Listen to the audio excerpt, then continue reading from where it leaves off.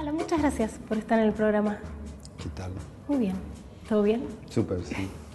Bueno, se acaba de reeditar tu primera novela, El pudor del pornógrafo, hace unos meses en realidad.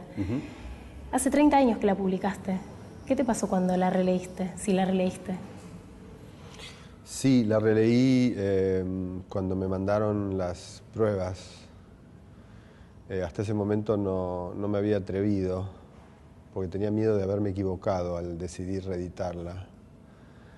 Pero me parece que no me equivoqué, no porque la novela tenga que ser muy buena, pero sino más bien porque me parece que lo que me gustó de la novela al releerla es que es una novela bastante única, bastante singular, y me parece que eso, para un escritor que en ese momento yo tenía 21 años cuando la escribí y 24, 25 cuando la publiqué, que tu primer libro sea un libro relativamente único, digo, más allá de que pueda ser buena o mala, me parece que es una muy buena... O sea, me gusta a mí cuando yo leo escritores que empiezan a escribir y cuyos primeros libros son totalmente singulares, incluso cuando no son muy buenos. Me parece mucho más promisorio eso que leer un primer libro perfecto, acabado, eficaz, como de escritor profesional. Es un libro muy raro, El pudor, y me parece que lo otro que me gustó mucho es que 30 años después sigue manteniendo bastante intacta esa rareza. O sea, leía el libro ahora y decía, qué extraña combinación está operando en este libro, combinación de mundos, combinación estilística, combinación de literaturas, combinación de imaginarios. Y eso me parece que es bueno de un primer libro, ¿no? Bueno, aparecía tu prosa. Eso, ¿cómo? Aparecía tu prosa. Sí, pero es una prosa que aparece en ese libro de una manera muy rara, ¿no? Porque es un libro casi de ventrílocuo, en cierto sentido. Cuando yo lo escribí tenía un poco esa idea y eso me parecía bien. Yo estaba a favor de la literatura ventrílocua, ¿no? ¿En qué sentido ventrílocua? En el sentido de que es un libro muy trabajado o hablado por voces o por literaturas, si querés, que ya existían antes de que existiera el libro. En cierto sentido, yo en ese momento todavía no era el fan de Manuel Puig, en el que me convertí unos años más tarde, pero hay algo en ese libro, con toda su carga como de alta cultura y de alta literatura y modernista, etcétera, hay algo en ese libro que para mí presagia, no a Puig, por supuesto, sino mi placer o mi gusto de Puig, sí, que recién se iba a manifestar muchos años más tarde, ¿no? Como 6 o 7 años más tarde. ¿Y cómo era ese chico de 21 años que se lanzó a escribir una novela? ¿Por qué te lanzaste a escribir una novela? Supongo que ya venía coqueteando con la idea desde hacía mucho. Yo me di cuenta más o menos que mi vida iba a pasar por escribir a los 13, 14 años. No, yo supongo que me dediqué a escribir porque era como la manera más sencilla, simple, económica de tener poder, de que me dejaran tranquilo y de poder, digamos, vivir muchas vidas, poder tener aventuras que de otro modo jamás iba a tener. La parte de la aventura ya la escuché, la parte del poder es la primera vez que alguien me responde eso. ¿Escribir Bueno, para tener poder a los 13 años? Imagínate, o sea... El poder de la soledad, el poder, la autoridad de cerrar la puerta. El poder de transformar cualquier cosa en cualquier cosa. O sea, sos como una especie de alquimista, digamos. De hecho, los primeros cuentos que yo escribí a los 12, 13 eran todas como situaciones domésticas de mi familia, traducidas a una especie de jerga de ciencia ficción a la Ray Bradbury. Pero hoy leídos esos cuentos son como soluciones, entre comillas, de situaciones conflictivas o tensas que se producían en la familia. O sea, que mi madre aparecía con un nombre falso, mi padrastro aparecía con un nombre falso, mi hermano ¿Algo similar a lo que hiciste, por ejemplo, en la trilogía de las historias, es mera coincidencia? Bueno, menos elaborado, yo diría, ¿no? Más bestial, todo era mucho más reconocible. Pero poder en ese sentido, en el sentido digamos, primero de hacer pasar todo por el mundo de las palabras, o sea, de convertir todo en una materia lingüística, y después tener sobre esa materia un poder ilimitado, ¿no? O sea, vos podés... Y después también, digamos, poder en un sentido muy concreto, casi como de venganza. Es decir, podés vengarte, digo, para hablar de la pasión más baja que me viene a la cabeza ahora, pero querés vengarte de algo que pasa en lo real. La literatura es un lugar genial para vengarse, es un lugar genial para vengarse, para tomar revancha, para cambiar las cosas que te gustaría que cambiaran en la vida y no podés cambiarlas, para convertirte en otro. O sea, es muy... Yo diría como ser actor, pero multiplicado por 1000, porque no solo vos cambiás, sino que cambiás a todos los demás, ¿no? Y cambiás las relaciones y pones después lo que estaba antes. Y es impune, o sea, nadie te puede penar. O sea, no hay ley que te castigue porque no estás cometiendo ningún delito. Eso es lo extraordinario que tiene el poder, digamos, del que escribe, ¿no? ¿Y recordás cuáles fueron los libros que más te marcaron en aquel momento como primer lector? No eran libros, digamos, en particular, era más... Leer era como un continuo para mí, digamos, y incluía tanto diarios como revistas, o sea, materiales muy como de cultura de masas, historietas. Me acuerdo de prestar mucha atención a los globos en las historietas, ¿no? Tanto como al dibujo. A mí me gustaba mucho dibujar, pero la historieta para mí era un material muy literario, en ¿Qué cierto leías? sentido. ¿Qué historietas leías? Todas las historietas que te puedas imaginar, todas las historietas argentinas, desde Rico Tipo, D'Artagnan, el Tony, el Eternauta, hasta historietas extranjeras, qué sé yo, era muy fan de Little Nemo, era muy fan de Rick Kirby. Y también libros, pero libros medio que es, por ejemplo, ciencia ficción, toda la colección Minotauro de Sudamericana. Me acuerdo de Bradbury porque fue el primer escritor, digamos, cuya obra empecé a seguir. O sea, qué sé yo, leía a Theodore Sturgeon, pero no leí todo Sturgeon. Leí, no sé, Las Doradas Manzanas del Sol y después empecé a leer todo Bradbury y fui medio bradburiano y de hecho esos primeros cuentos son muy bradburianos. Y después me parece que rápidamente pasé a la literatura argentina y ahí, bueno, fue Cortázar el que hizo la diferencia en cierto sentido, ¿no? En el sentido de que fue como el primer escritor que se desmarcó, que apareció así como recortado, Cortázar, ¿no? ¿Seguís leyendo autores argentinos? ¿Hay algo que te interese particularmente ahora? Sí, hay muchos. Matías Capelli me gusta Iossi Abilio, que es un escritor muy... Extraño, muy raro, es un rarísimo. escritor que escribe, digamos, como si empezara a escribir en cada libro que escribe, que es una cosa muy extraña para un escritor, ahora sobre todo, que es muy fácil descubrir cuál es tu filón y explotarlo, ¿no? Yo sí me parece que trabaja como al revés, como si Como si nada funcionara aunque funcione. sí, como si hiciera borrón y cuenta nueva y empezara de cero a escribir y probara cosas nuevas. Sí, no sé, hay muchos escritores que me gustan.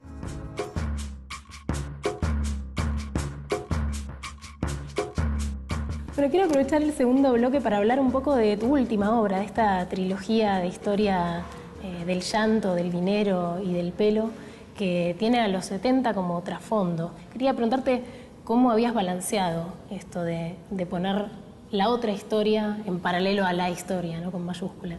El proyecto fue concebido como un proyecto que iba a trabajar, digamos, en el mundo de la intimidad. De modo que si aparecía la historia, y para mí tenía que aparecer, porque los 70 están trabajando esa intimidad permanentemente, tenía que aparecer de ese modo, como mediatizado, elaborado, traducido, si querés, por el lenguaje de la intimidad.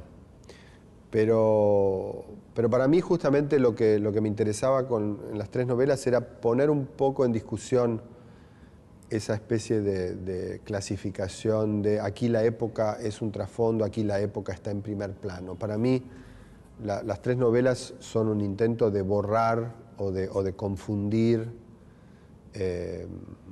esa distinción, digamos. No es que uno vive recortado como una silueta de cartón y la época te envuelve. O sea, la época te atraviesa, vos atravesás la época, cuando llorás está la época, cuando vas a militar, cuando vas de manifestación a Plaza de Mayo, estás siendo personal. O sea, para mí era eso lo que estaba en juego en las novelas. Cómo se vive una época en el sentido más literal de la palabra, ¿no? En la primera, en Historia del Llanto, hay esto de la sensibilidad que vos mencionabas antes, puesta en la relación del padre con el hijo. Y hay cierta sensibilidad de época en el padre que al hijo le hincha bastante, ¿no? Como una sensiblería con la imaginería de Piero y con esta cosa que estaba tan a flor de piel. ¿Crees que es algo que cambió en la sociabilidad masculina, una sensibilidad distinta de estos varones? Para mí es como medio la sensibilidad progresista la que está en juego ahí, que por ahí es muy masculina, sí, puede ser. Bueno, yo creo que eso se exasperó, digamos, que hay una sensibilidad progresista que se exasperó en ese sentido, y después creo que lo bueno es que surgieron otras sensibilidades masculinas que no necesariamente le deben nada a la sensibilidad progresista, ¿no? Incluso que pueden ser antiprogresistas. Pero lo que a mí me interesaba ahí en esa primera novela era un poco desmenuzar la constitución de esa sensibilidad progresista, sobre todo en sus aspectos más extorsivos, ¿no? En lo que ese sentimentalismo ideológico o ideologizado tiene de chantaje, ¿no? Sí, bueno, afectiva que también es ideológica, ¿no? Porque cuando, no sé, Armando Tejada Gómez cantaba "Hay un niño en la calle", efectivamente eso te hacía llorar, te hacía poner la piel de gallina, porque pensabas en todos los niños que no tienen techo, que no tienen comida, que no tienen padres, que no tienen protección, etc. Y se te caían las lágrimas y te morías de angustia, pero al mismo tiempo decías, pero ¿este llanto es un llanto personal, afectivo, o es un llanto político, ¿no? Y eran las dos cosas, obviamente. Entonces lo que la novela discute es un poco eso, digamos. El derecho a manipular, digamos, ciertas cargas emocionales con objetivos ideológicos y viceversa, digamos. El derecho a operar con cargas ideológicas para producir efectos emocionales, ¿no? Para vos ahí reside el chantaje.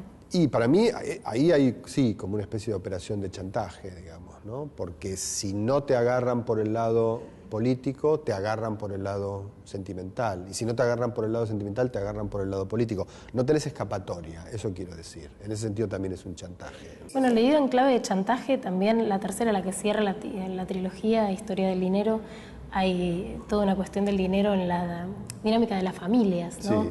¿Cómo se usa el dinero para manejar afectos al interior de las familias? Sí. Bueno, cómo todo está atravesado por relaciones de dinero, ¿no? O por escenas de dinero.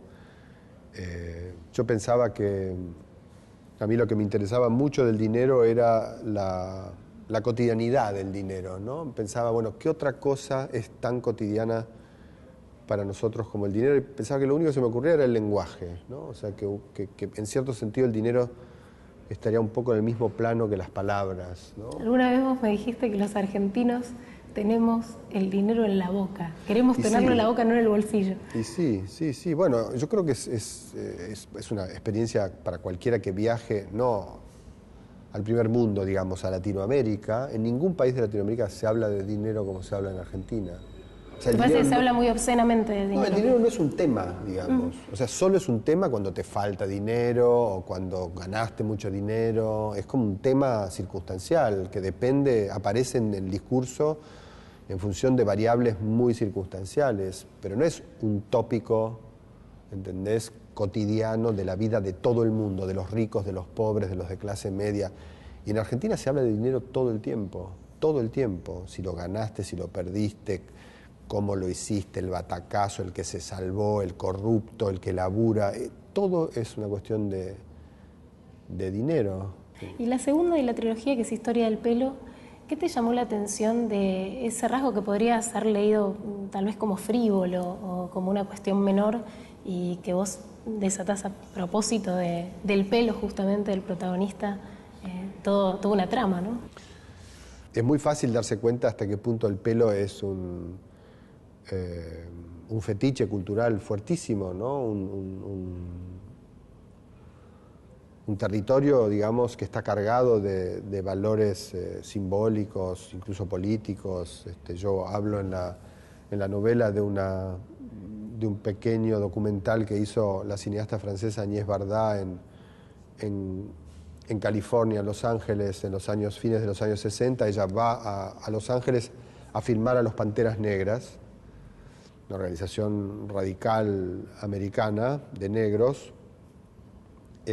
Y los Panteras Negras en ese momento están muy activos en Los Ángeles porque uno de sus líderes fue arrestado y está preso en una cárcel de Los Ángeles. Entonces los tipos están acordonando la cárcel de Los Ángeles y la situación es muy tensa. Ella va y la película debe durar 15 minutos y de esos 15 minutos hay 6, por lo menos, en el que los militantes de los Panteras Negras, que son gente muy intimidatoria, son como unos negros gigantes, con camperas negras, etcétera, discuten el valor del afro, del pelo afro, como emblema político, como signo político. Bueno, acá en la dictadura el tener pelo largo era por eso, o sea que, digamos, un equivalente a ser revolucionario. Una vez más, lo que me interesaba del pelo en la novela era como si uno trabaja bien, digamos, ciertos elementos aparentemente frívolos, puede descubrir en ellos los rastros de la historia más seria, digamos, más profunda, ¿no? Y ahí la distinción entre frívolo y profundo no deja de tener cualquier pertinencia, ¿no? Me gustaba mucho eso, me gustaba ¿no? rastrear como una especie de arqueólogo chiflado, como bueno, alguien que tiene un mechón de pelo lacio, un mechón de pelo rubio. Claro, lacio y rubio, un mechón de pelo enrulado y morocho, y reconstruyera a partir de esos dos fósiles la historia, digamos, o el estado, un estado X de una civilización, ¿no? La Argentina, 1970. ¿Cerraste este ciclo de las historias? ¿Se vienen otras historias? Supongo que sí, pero ya no en trilogía y ya no, espero alrededor de los años 70. Espero dedicarme a los años 80, por ejemplo, o a los 90, pero sí, o sea, todavía no veo bien por dónde va a ir.